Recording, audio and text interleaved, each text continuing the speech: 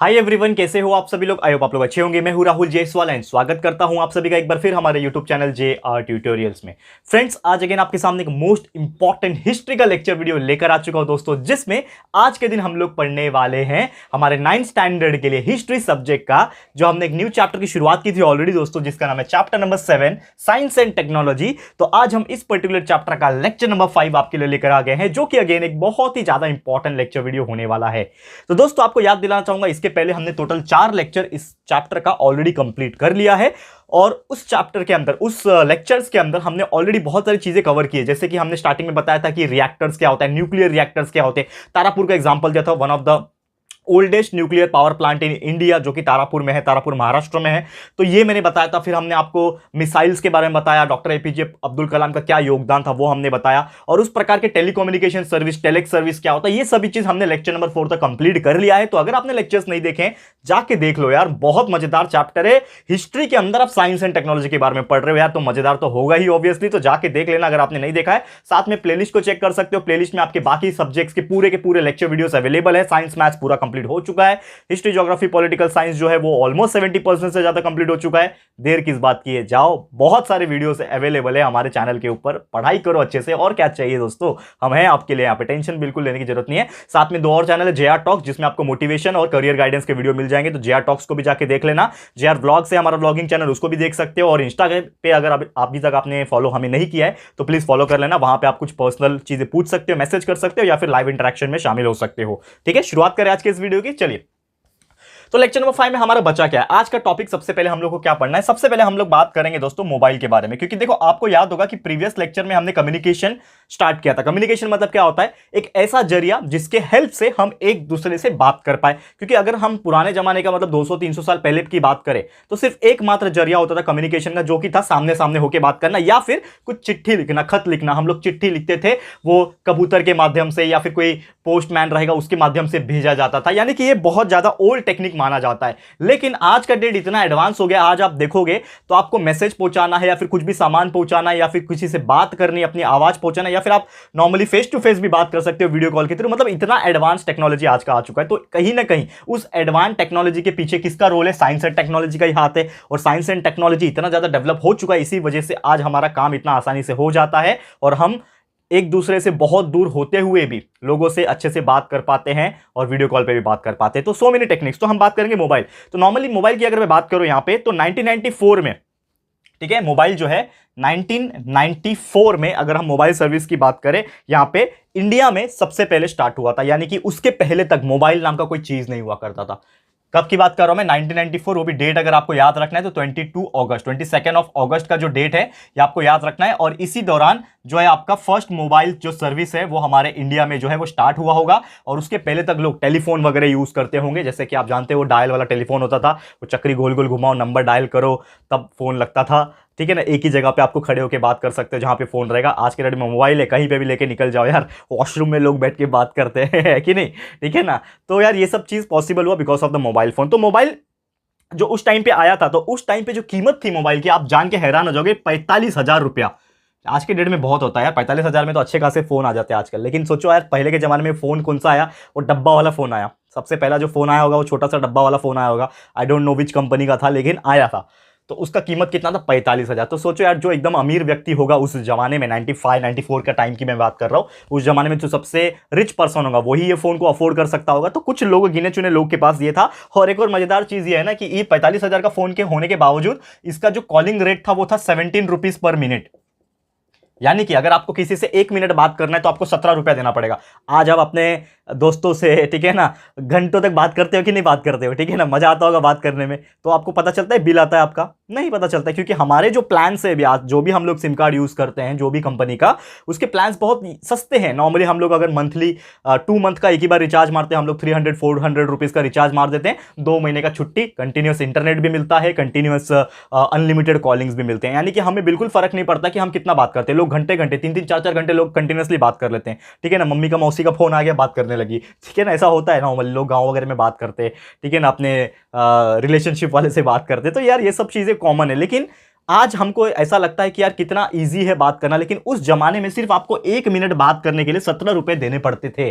तो सोचो यार कितना डिफिकल्ट था। लोग बस फोन करते होंगे, हाँ कैसा है, हालचाल पूछते होंगे एंड तुरंत फोन रखते होंगे सो दैट उनका ज्यादा पैसा ना आ जाए, ना ज्यादा बिल ना आ जाए। तो सोचो ये सब चीज हुआ करता था। और साथ ही में बात करें, लेकिन जब ये सब चीज आया फिर धीरे धीरे बहुत सारे ऐसी प्राइवेट कंपनी से उन्होंने एक्टिवली पार्टिसिपेट करना शुरू किया। उन्होंने सोचा कि सिर्फ एक कंपनी रहेगी तो ऑब्वियसली रेट ज्यादा रहेगा, लेकिन बहुत सारी जब कंपनीज आने लगेंगी तो क्या हो जाएगा, ये लोग का जो लोड डिस्ट्रीब्यूशन होता है वो हो जाएगा, जिसके वजह से रेट्स ऑटोमेटिकली कम हो जाएंगे। क्योंकि अगर कोई एक ही कंपनी अगर एक प्रोडक्ट बेच रहा है, समझ लो दूध है, ठीक है ना, एक मिल्क है, अब मिल्क सिर्फ एक ही कंपनी अगर बेचेगा तो उसका प्राइस हमेशा हाई रहेगा, लेकिन ऐसे उसके बहुत सारे कॉम्पिटिटर्स आ जाएंगे तो ऑब्वियसली उसका जो डिमांड एंड सप्लाई है वो क्या हो जाएगा, डाइवर्सिफाई हो जाएगा, डिस्ट्रीब्यूट हो जाएगा, जिसकी वजह से रेट्स अपने आप कम हो जाएंगे। तो सेम यहां पे भी ऐसा हुआ, बहुत सारे प्राइवेट कंपनीज आ गए यहां पे और टेलीकम्युनिकेशन सेक्टर्स में उन्होंने अपना सर्विस प्रोवाइड करना शुरू हुआ, जिसकी वजह से रेट्स जो है वो धीरे धीरे कम हो गए। अब इसमें से एक कंपनी था बीएसएनएल, ये तो आपने नाम सुना ही होगा, भारत संचार निगम लिमिटेड। बीएसएनएल का फुल फॉर्म होता है भारत संचार निगम लिमिटेड। आज भी ये कंपनी है, कहीं ना कहीं गवर्नमेंट की कंपनी है ये बीएसएनएल, बहुत कम लोग इस्तेमाल करते हैं लेकिन है। तो लाइक 2000 में, ठीक है ना, जो 2000 का वर्ष था, 2000 का जो ईयर था, 2000 ईयर में जो ये टेलीकम्युनिकेशन डिपार्टमेंट है इसको स्टार्ट किया गया, रिस्ट्रक्चर किया गया। और इसकी रिस्पॉन्सिबिलिटी यही थी कि लोग जो है टेलीकम्युनिकेशन से जुड़े लोग जो है बातचीत करना शुरू करें, एक दूसरे से कम्युनिकेट करना शुरू करें, जिसकी वजह से बहुत सारी चीज एक्सपांड हो सकती है, यानी कि लोगों का रिलेशनशिप भी एक्सपांड हो सकता है, अच्छा स्ट्रांग हो सकता है, लोगों के बिजनेस, ट्रेड, ये से बहुत सारी चीजें जो है इंप्रूव हो सकते हैं। तो ये जो भारत संचार निगम लिमिटेड जो कंपनी थी, इनको एस्टैब्लिश किया ताकि ये बहुत सारे सर्विस को प्रोवाइड कर सके, कस्टमर्स को वैल्यू प्रोवाइड कर सके और कस्टमर्स को इंटरैक्ट कर पाए, जोड़ सके अपने साथ। और ये टेलीफोन सर्विस के साथ साथ इसकी बहुत सारी अलग सर्विस भी थी, सेल्युलर फोन सर्विस यानी इंटरनेट सर्विस भी था, ब्रॉडबैंड सर्विस था। ब्रॉडबैंड आपको पता है, ब्रॉडबैंड होता है जो कनेक्ट कर लो तो नॉर्मली इंटरनेट हमें मिलता है। तो इस प्रकार के ऐसे बहुत सारे सर्विस जो है ये जो कंपनी है बीएसएनएल प्रोवाइड करती थी। क्लियर है? तो उम्मीद करता हूं कि यह चीज आपको समझ में आ गया होगा। अब इसके अलावा ये तो बात हो गया हमारा टेलीकम्युनिकेशन डिपार्टमेंट, जो टेलीकम्युनिकेशन का था, जिसमें हमने पहले telex service, telephone service, mobile service और बीएसएनएल का सर्विस की बात कर लिया। अब यहां पे थोड़ा सा टॉपिक चेंज हो रहा है। जो नेक्स्ट टॉपिक आ रहा है ये थोड़ा सा अलग टॉपिक है, ये बात करेंगे साइंस एंड टेक्नोलॉजी की। लेकिन साइंस एंड टेक्नोलॉजी में एक और बहुत अच्छा फील्ड है जिसको हम लोग बोलते हैं ONGC. What do you mean by ONGC? ONGC का मतलब क्या होता है? इसका फुल फॉर्म होता है, दोस्तों देखो ध्यान से देखना, मैं लिखा नहीं रहा हूं लेकिन आप लोग को लिख लेना है अपने बुक में अगर आप नोट्स बनाते होंगे तो। ओएनजीसी का फुल फॉर्म है oil and gas, oil and gas corporation, ठीक है ना। तो ऑयल एंड नेचुरल गैस, माफ कीजिएगा दोस्तों, oil and natural, and for natural gas, oil and natural gas corporation of India. तो नॉर्मली ये एक ऐसा कंपनी है, गवर्नमेंट की कंपनी समझ लो, बहुत बड़ा कंपनी है जो ऑयल निकालते हैं, जो जमीन के अंदर जो फॉसिल फ्यूल जिसको हम लोग बोलते हैं ना, क्रूड ऑयल वगैरह, या फिर तो उसको वो डिग करके पेट्रोलिंग करके निकालते हैं। जैसे आपने सुना होगा ओएनजीसी, बहुत सारी कंपनी है, एक कंपनी तो गुजरात में ही है, अंकलेश्वर में, ठीक है ना। तो ऐसे बहुत सारी कंपनी है, मुंबई हाई है। तो ये सब चीज हम लोग पढ़ेंगे, डिस्कस करेंगे। तो नॉर्मली 1956 में, 1956 में ये जो वर्ष था 1956 में, यहाँ पे ऑयल एंड गैस नेचुरल जो कमीशन है ये एस्टैब्लिश किया गया था, ताकि जो मिनरल ऑयल है जिसको हम लोग क्रूड ऑयल या फिर बोल सकते हैं, तो मिनरल ऑयल का जो है डिपोजिशन हम लोग निकाल सके, अंदर से जमीन खोद के निकाल सके और इसका प्रोडक्शन को हम इंक्रीज कर सके। तो ये जो ओएनजीसी है, oil and natural gas corporation, not corporation actually commission है, माफ करना मैंने कॉर्पोरेशन स्टार्टिंग में बोल दिया था। तो ये जो oil and natural gas commission जो है, इस कंपनी की शुरुआत की गई थी ताकि मिनरल ऑयल जो भी जमीन के अंदर है धसा हुआ है, क्योंकि आप जानते हो इसका स्टोरी जानते ही हो आप, क्योंकि पहले के जमाने में लोग बहुत सारे बड़े बड़े जानवर हुआ करते थे, डायनासोर्स वगैरह, वो जब दफन हो गए जमीन के अंदर तो उसी का ऑयल बन गया है ना, नीचे पूरा हमारे ऑयल होगा, कहीं कहीं जगह पे ऑयल जमा होगा, तो वही ऑयल हम लोग क्या करते हैं, मशीन्स के थ्रू खोद के निकालते हैं और वही हम लोग उसी से petrol, diesel, kerosene, wax, paraffin, ऐसे बहुत सारे केमिकल्स हम लोग बनाते हैं, ठीक है ना। ये तो आपको पता ही होगा, by the process fractional distillation. ये आपने शायद 8 में पढ़ा होगा, आई गेस 8 या 9 में, नहीं पढ़ा है। साइंस में बहुत सारे लेक्चर्स बनाए हुए हैं, जाके देख लेना, पता चल जाएगा। ये सब साइंस की बात है, हमें हिस्ट्री पढ़ रहे हैं, ठीक है।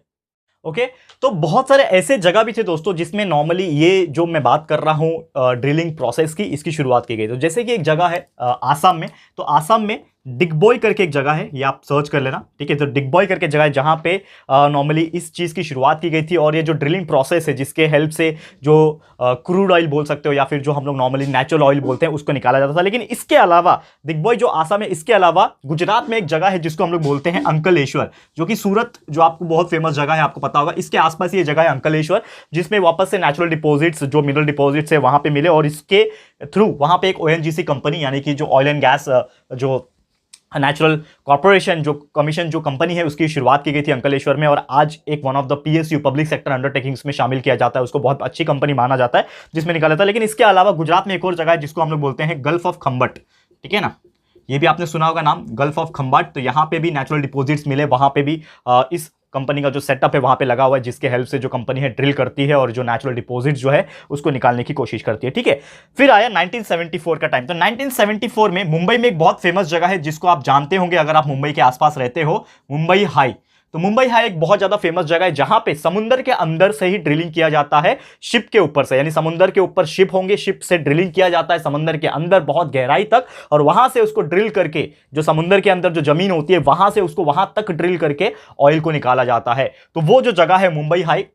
तो 1974 में बहुत सारे जो रशियन साइंटिस्ट थे उन्होंने इस चीज़ की शुरुआत की थी, उन्होंने खोजबीन की, बहुत ज़्यादा छानबीन की, तब जाके ये जो जगह है उसकी पता चला था। और इसके ऊपर जो बॉम्बे हाई के ऊपर, मुंबई हाई बोलते, बॉम्बे हाई के नाम से भी जाना जाता है बॉम्बे, क्योंकि मुंबई का पुराना नाम बॉम्बे था। तो मुंबई हाई में नॉर्मली जो शिप है, ठीक है ना, जो शिप था जो ड्रिलिंग के लिए यूज़ किया जाता था, वो शिप का जो है नाम जो है वो है सम्राट सागर।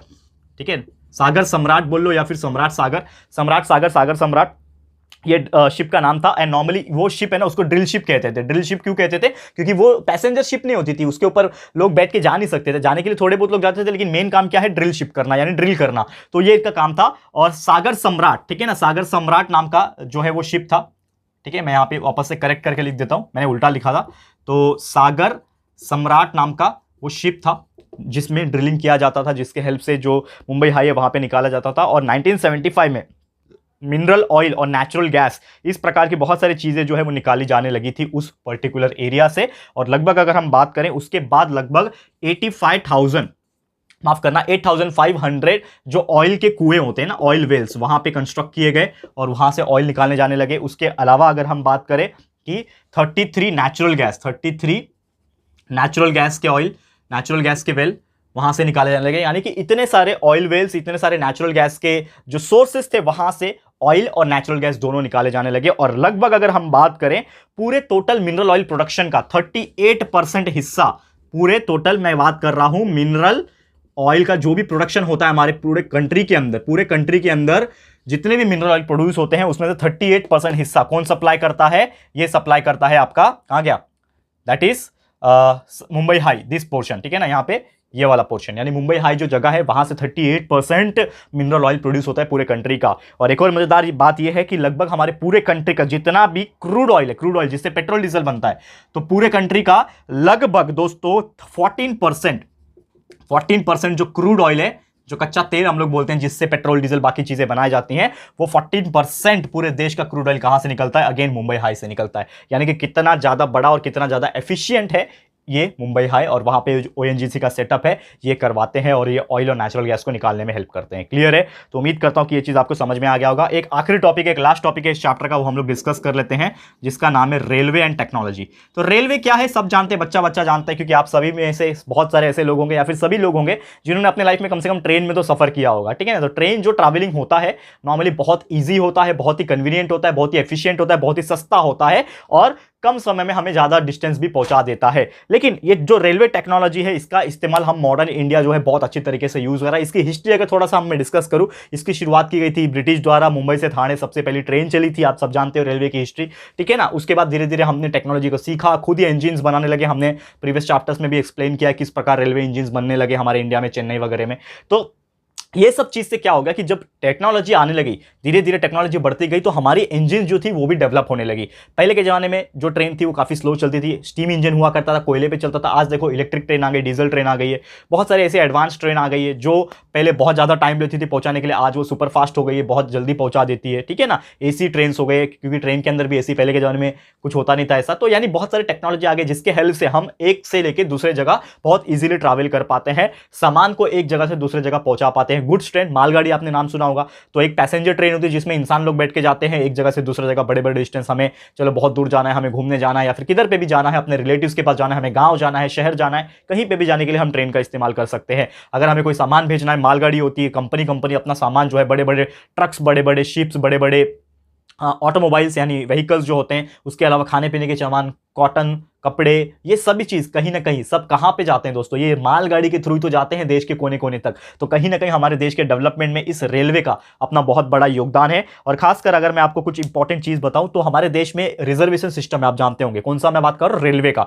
तो आपको कहीं दूर जाना होता है तो आपको उसका टिकट 4 महीने पहले रिजर्व कराना पड़ता है। एक सीट आपको मिल जाती है कि वो सीट आपकी रिजर्व है, आप उस पर सो के जाओ, लेट के जाओ, कैसे भी करके जाओ। तो ये जो रिजर्वेशन सिस्टम है इसकी शुरुआत की गई थी, सबसे पहला रिजर्वेशन सिस्टम आया था दिल्ली में, जो कि 1984 में आया। और उसी साल के दौरान कोलकाता में मेट्रो भी स्टार्ट हो गया। यानी कि 1984 में दिल्ली में रिजर्वेशन सिस्टम स्टार्ट हुआ और कोलकाता के अंदर मेट्रो चालू हुआ। मेट्रो ट्रेन आप जानते ही हो। और Kolkata was the oldest city, आप बोल सकते हो पूरे कंट्री में सबसे पुराना मेट्रो कौन सा है, तो आप बोलोगे कोलकाता। तो ये चीज आपको ध्यान में रखना है। तो ऐसे बहुत सारी चीज हमारे देश में धीरे धीरे जब टाइम बीतता गया तो टेक्नोलॉजी भी बढ़ती गई। एंड ये सब चीज पॉसिबल क्यों हो पाया? Because of the science. Science बढ़ते गया तभी तो टेक्नोलॉजी बढ़ी, एंड जिसके हेल्प से क्या होने लगा, लोगों को भला होने लगा और लोग जो है चीजें का इस्तेमाल करने लगे।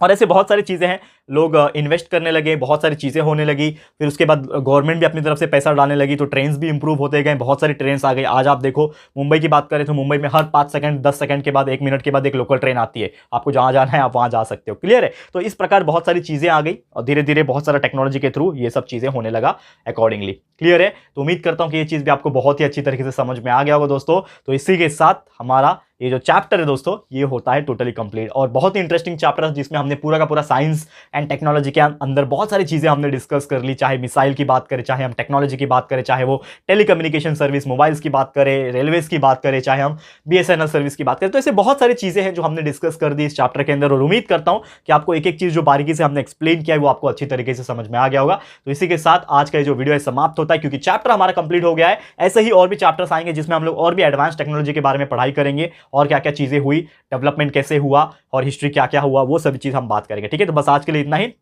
ये चैप्टर, ये वीडियो आपको कैसा लगा है प्लीज हमें कमेंट करके बताना, अपनी राय और सजेशन जरूर से देना दोस्तों। वीडियो अगर पसंद आया है, अच्छा लगा दोस्तों, तो प्लीज ये वीडियो को लाइक कीजिएगा, शेयर जरूर से कर देना अपने सारे फ्रेंड्स एंड रिलेटिव्स को, फटाफट से शेयर करो दोस्तों। एंड अगर आपने अभी तक इस चैनल को सब्सक्राइब नहीं किया है तो फटाफट से हमारे चैनल को भी सब्सक्राइब कर देना। साथ में एक बेल आइकन होता है उसको प्रेस कर देना, ताकि फ्यूचर में हम कभी भी कोई भी वीडियोस को अपलोड करेंगे तो आप लोग को नोटिफिकेशन मिलती रहेगी। ठीक है फ्रेंड्स? तो मिलते हैं हमारे अगले वीडियो में। ये वीडियो देखने के लिए thank you and good bye.